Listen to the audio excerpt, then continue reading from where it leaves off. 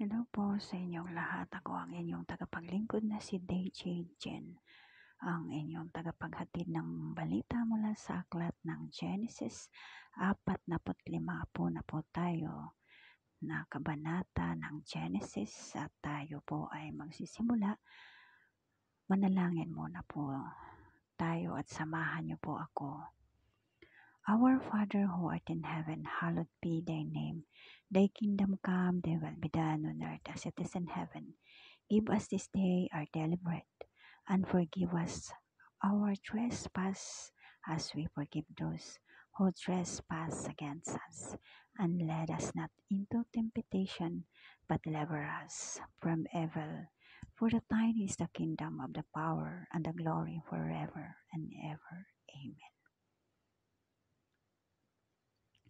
Nang magkagayon ay hindi makapagpigil si Jose sa harap nilang lahat na nakatayo sa siping niya at sumigaw, "Paalisin ninyo ang lahat ng tao sa aking harap."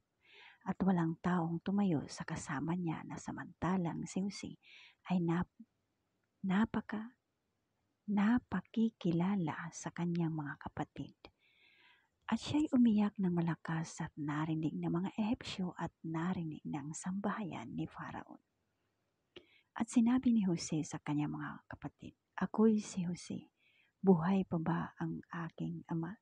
At ang kanyang mga kapatid ay hindi mga kasagot sa kanya sapagkat sila'y nagugulumihanan sa kanyang harap. At sinabi ni Jose sa kanyang mga kapatid, "Lumapit kayo sa akin. Isinasamo ko sa inyo." At sila'y lumapit. At kanyang sinabi, "Ako'y si Jose na inyong kapatid, na inyong ipinagbili upang dalhin sa Ehipto.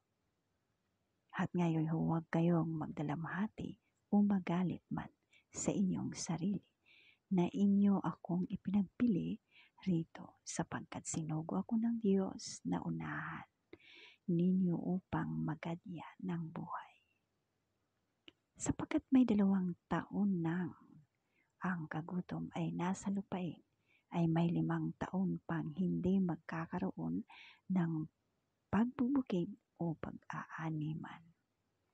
At sinugo ako ng Diyos sa unahan ninyo upang papanatilihin kayo'y pinakalahi sa lupa at upang iligtas kayong buhay sa pamagitan ng dakilang pagliligtas. Hindi nga kayo ang nagsugo sa akin dito, kundi ang Diyos. At kanya akong ginawang ama kay Pharaon at Panginoon sa buong niyang bahay at tagapagmahala ng buong lupain ng Ehipsyo.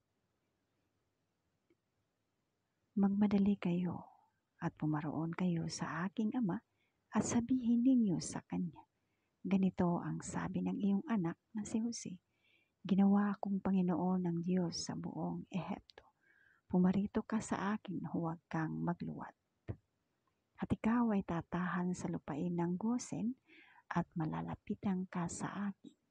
Ikaw at ang iyong mga anak at ang mga anak ng iyong mga anak at ang iyong mga akawan at ang iyong mga bakahan at ang iyong buong tinatangkilik. At nooy kakandilihin kita sapagkat may 5 taong kagutom pa. Baka ikaw ay madukha, ikaw at ang iyong sangbahayan at ang lahat ng iyo. At narito nakikita ng iyong mga mata at ang mga mata ng aking kapatid na si Benjamin, na ang aking bibig ay nagsasalita sa inyo.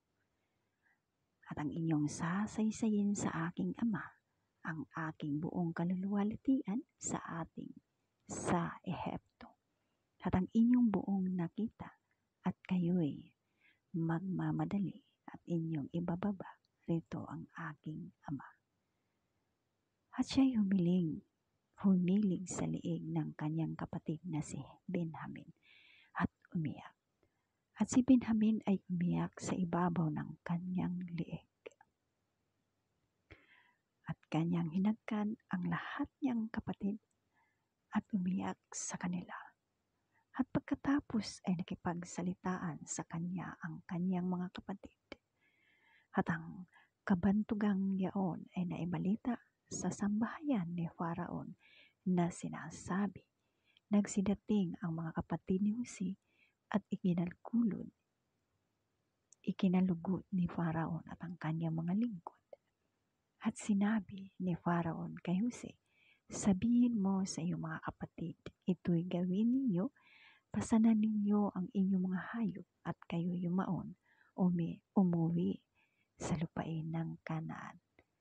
At dalhin ninyo ang inyong ama at ang inyong mga sambahayan at pumarito kayo sa akin.